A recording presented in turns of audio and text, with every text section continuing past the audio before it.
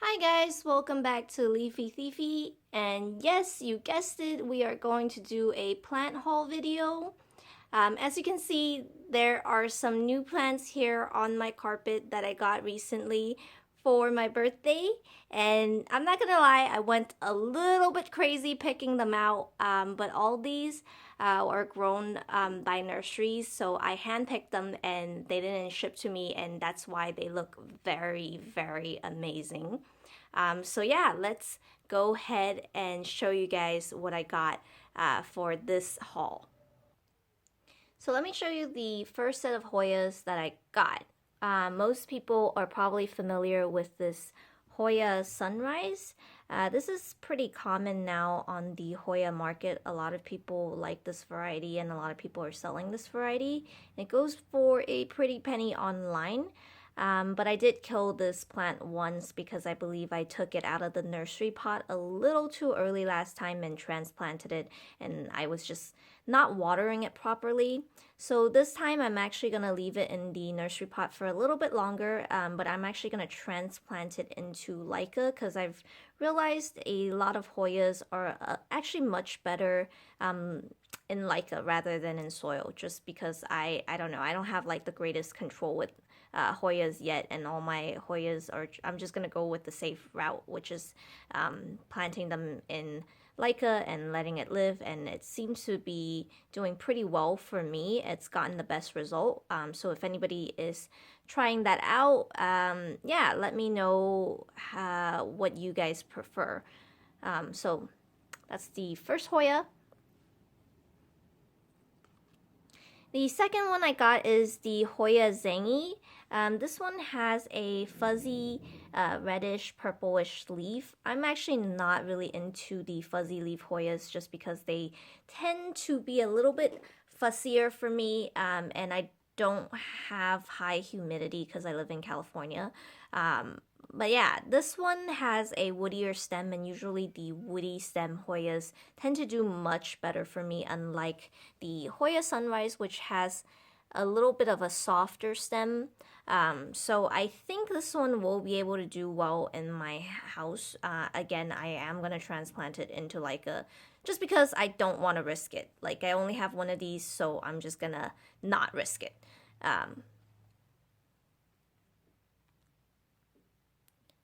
And the last Hoya is this Hoya, I know the name's on here somewhere. Kenya Kumariana. I don't know how to pronounce this, as you can tell. I can't pronounce plant names for the life of me. So I'm just gonna go ahead and let you guys figure out how that name is pronounced. But this one I'm very excited about when I saw it because the leaf is very interesting. It has a curly edge to it, and it's a little bit more on the woodier side, so I know it's going to be very easy to propagate in water and in Leica. And yeah, I'm pretty excited for this guy to get big. There's some new growth coming out right here, so I'm looking forward to how it's gonna grow out and what the flower is gonna be. And just a heads up, like, none of my Hoyas have flowers from me yet because I haven't been collecting Hoyas for a long time. But if you guys know what the flowers look like or what the flowers smell like on any of these, feel free to let me know in the comments. Here is the next set of plants. This one is labeled as a Hoya Bollgard. Not sure if that is the correct label, but as you can see, I've already transplanted it into Leica because I took it out of the nursery pot because the soil feels a little bit wet, and I'm worried if I let it sit for a few days, it won't dry out because it's been quite shady lately, so I don't know if like I have enough like light in my room to dry out the soil and then transfer it. So I just took it out, rinsed the soil off, and now it's gonna sit in like a and kind of hopefully the roots will acclimate.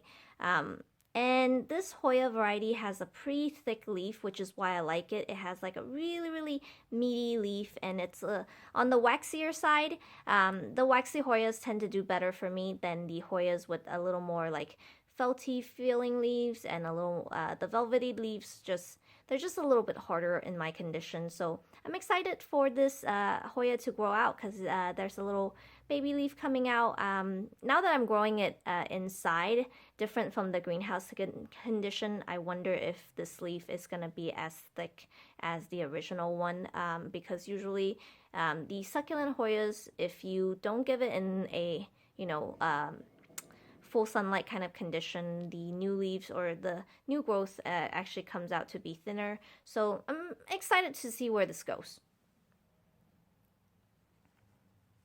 This Hoya, actually, I have no idea on it because I think the grower forgot to label the pot for me. And I looked for a tag and there wasn't any in my bag.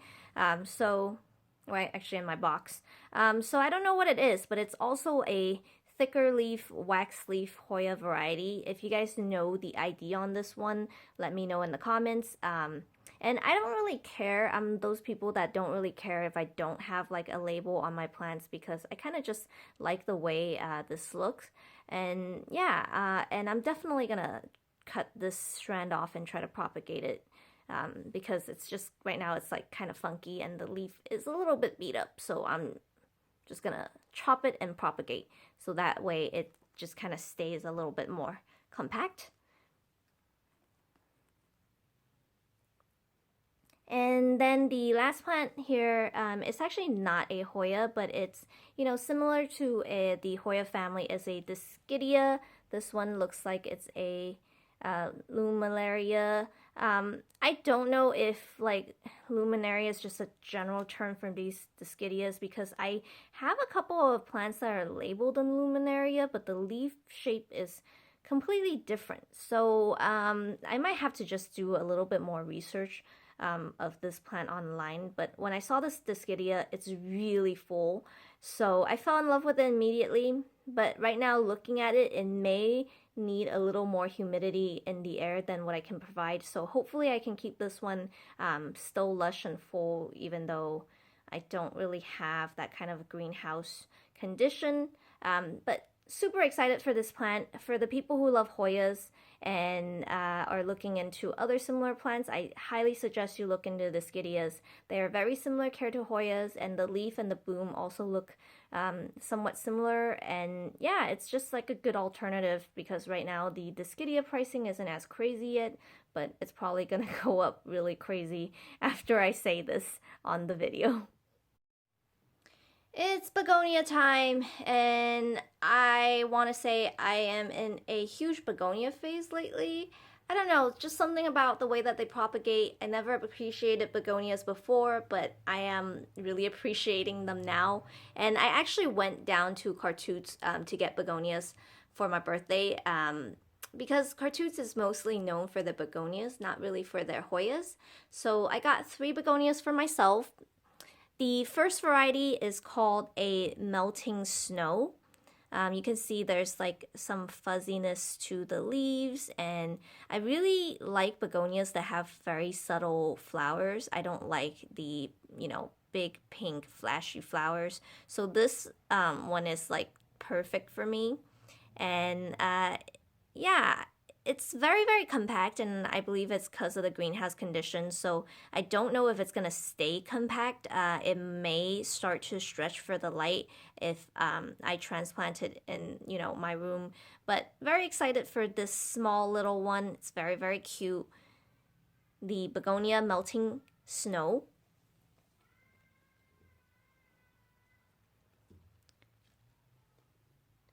This begonia is actually the favorite.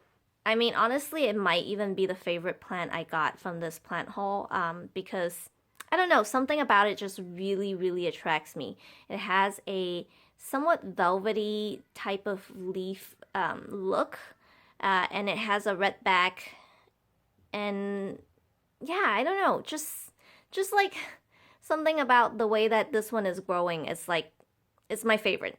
And this one is called the Begonia Marie Reed. I wonder if Marie Reed is the person who discovered it or maybe the person who cultivated this variety. But, thank you, Marie Reed, for, contributing this to the begonia world because I'm madly in love with this begonia. And the very last begonia is this polka dotted version. I have to admit, I am not crazy for the polka dot begonias. I've never owned a polka dot begonia, and I don't really like polka dot begonias. But this begonia is actually, it really attracted me when I was at the nursery. First of all, it's really full.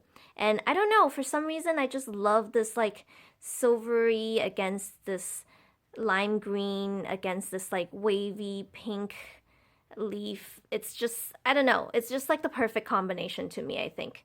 And this one, I thought it was called the Begonia California Dream, but the grower label it bared there.